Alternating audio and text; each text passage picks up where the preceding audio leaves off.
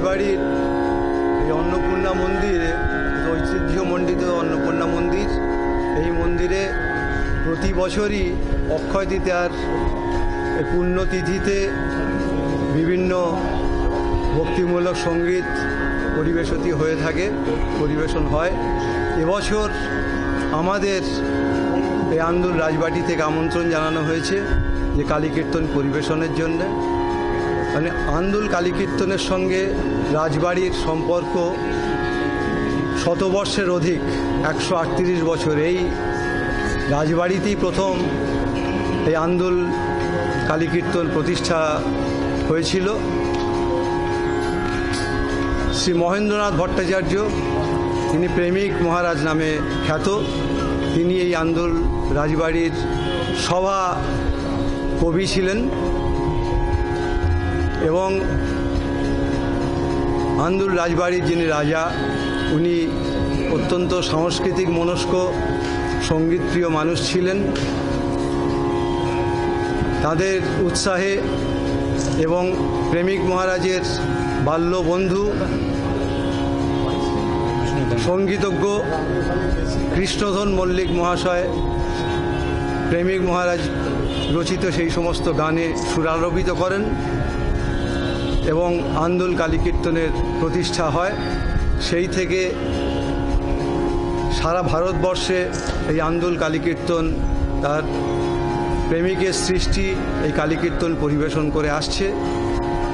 আজকে এই পূর্ণ সন্ধ্যায় আমরা আন্দুল রাজবাড়িতে এসেছি তাদের আমন্ত্রণে। সেই প্রেমিক প্রতিষ্ঠিত আন্দুল কালী কীর্তন পরিবেশন করছে। অন্নপূর্ণা মায়ের শ্রীচরণে আমাদের কতগুলি প্রণাম জানিয়ে আজকের এই পুণ্যতিথিতে রাজবাড়ির এই অন্নপূর্ণা মন্দিরে আমরা শুরু করছি রাজ জয় জয়ন্তী দিয়ে।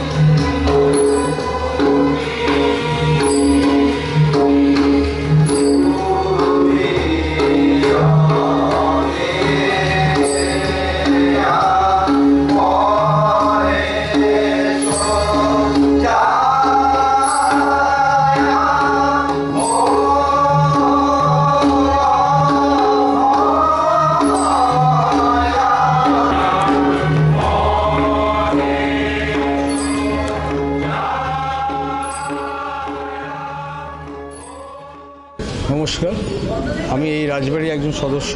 আমার নাম অরুণব মিশ্র। 1770 সালে এই আন্দুল রাজবাড়ির সৃষ্টি হয়। আপনারা যে মন্দিরটি দেখছেন এই মন্দিরটি হচ্ছে মা অন্নপূর্ণার মন্দির। এই মন্দিরের সৃষ্টি আন্দুল রাজবাড়ির।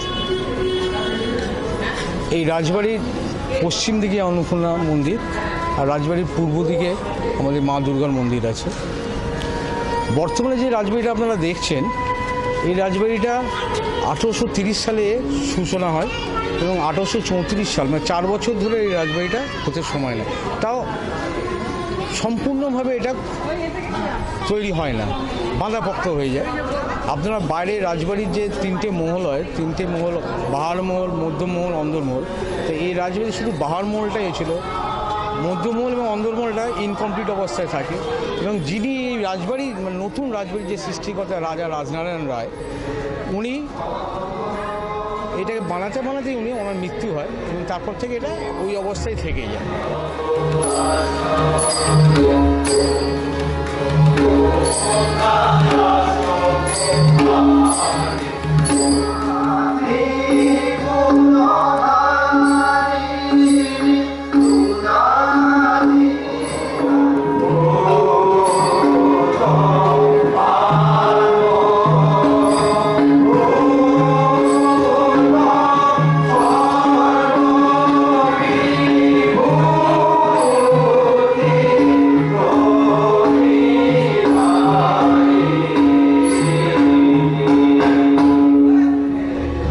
ছেলে বিজয় কেশব রায়, উনি এই রাজত্ব মানে দেখাশোনা শুরু করে। উনি এই বাড়ির একজন, উনি তন্ত্র সাধনা, তন্ত্র সাধনা।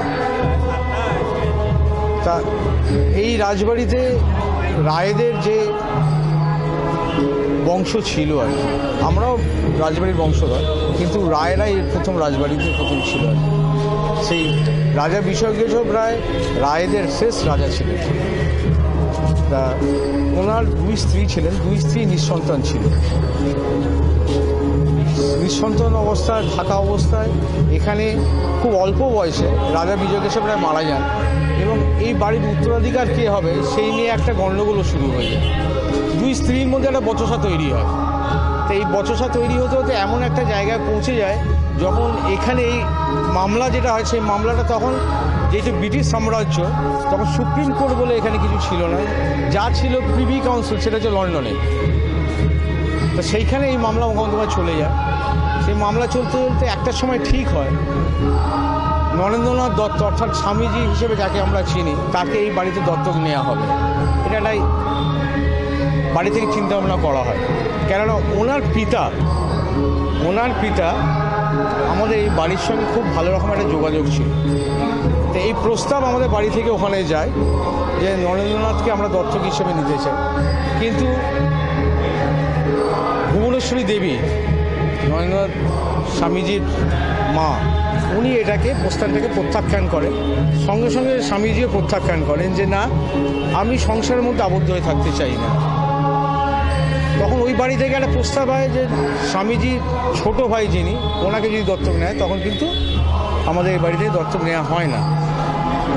In the meantime privy council থেকে তখন এখানে যে অর্ডার পাস হয়, এ বাড়ির একমাত্র যিনি বড় ভাগনা ক্ষেত্র কৃষ্ণ মিত্র, সে এই টোটাল সম্পত্তির উত্তরাধিকার হবে।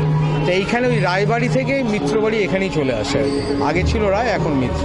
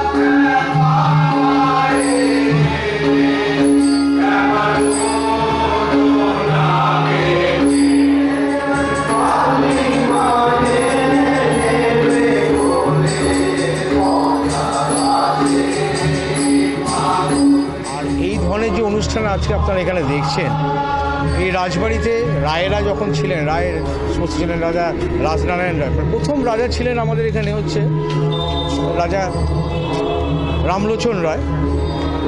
রামলোচন রায়ের ছেলে ছিলেন, এই মন্দিরটি যিনি প্রতিষ্ঠা করেছেন উনি হচ্ছেন আপনার কাশীনাথ রায়। এই মন্দিরটা উনি তৈরি করেছিলেন। আর রাজা রাজনারায়ণ রায় ওনার ছেলে, উনি এই রাজবাড়িটাকে তৈরি করেছিলেন। তা রাজনারায়ণ রায় এমনি রাজাদের আপনাদের আছে, জানা আছে যে রাজবাড়িতে সঙ্গীত অনুষ্ঠান অনেকদিন আগে থেকে সমস্ত রাজারা সঙ্গীত ভালোবাসতেন। তা সেই হিসেবে এখানেও এই বাড়ির রাজারাও খুব সঙ্গীত ভালোবাসতেন। বিভিন্ন এই দেশের বিভিন্ন প্রান্ত থেকে বড় বড় সঙ্গীত শিল্পীরাও এখানে এসেছে। আমাদের রাজবাড়ির মধ্যিখানে নাচ ঘর আছে, বড় বড় পিলারগুলো দেখবেন এখানে, সেই পিলারের পাশে ওই পোর্শনটা হচ্ছে নাচঘর। তা ওখানে উডেন প্ল্যাটফর্ম ছিল, ওখানে বিভিন্ন দিনে বিভিন্ন উৎসবে ওখানে এই ধরনের সঙ্গীত অনুষ্ঠান হতো। তা আজকে যে অনুষ্ঠানটা এখানে দেখছেন আন্দুল কালী কীর্তন, এর একটা যোগ আমাদের রাজবাড়ির সঙ্গে আজ থেকে 140 বছর আগে ছিল। এই যে সংস্থা যেটা করছে এটা 140 বছর আগে আমাদের বাড়ির সঙ্গে এদের একটা যোগাযোগ ছিল। তা সেই সূত্র ধরে মধ্যিখানে কিছুদিন আমাদের সঙ্গে এদের একটা অনেকটা দূরত্ব ছিল, কিন্তু আজকের দিনে আমি ভীষণভাবে চেষ্টা করেছিলাম যে আন্দুল কালী কীর্তনের সঙ্গে নতুন করে একটা মিলন সৃষ্টি করার জন্য, এবং সেই জন্য আজকের দিনটাকে বেছে নিয়েছিলাম। এদেরকে আমরা আমন্ত্রণ জানিয়েছিলাম, এরা আমন্ত্রণ সাড়াও দিয়েছে, এবং আজকে তার সেই ফলটা দেখতে হচ্ছে। আজকে সেই অনুষ্ঠানটা আজকে আমাদের এখানে হচ্ছে।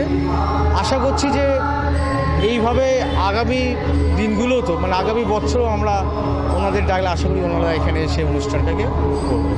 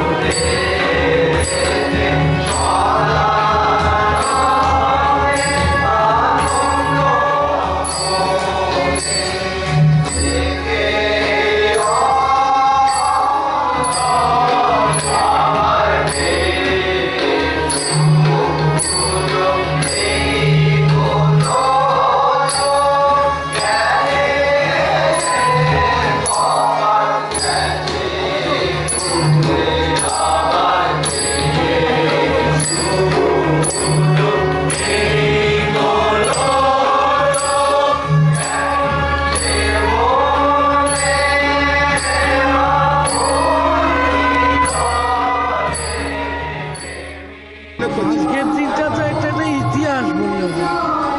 কারণ এর প্রথম কথা, মধ্যিখানে অনেক ঝড় গেছে, সেই ঝড়কে ওয়েলকাম করে তারপর এই সংগঠনকে আবার নতুন করে সৃষ্টি করা একটা বিরাট ঝড়।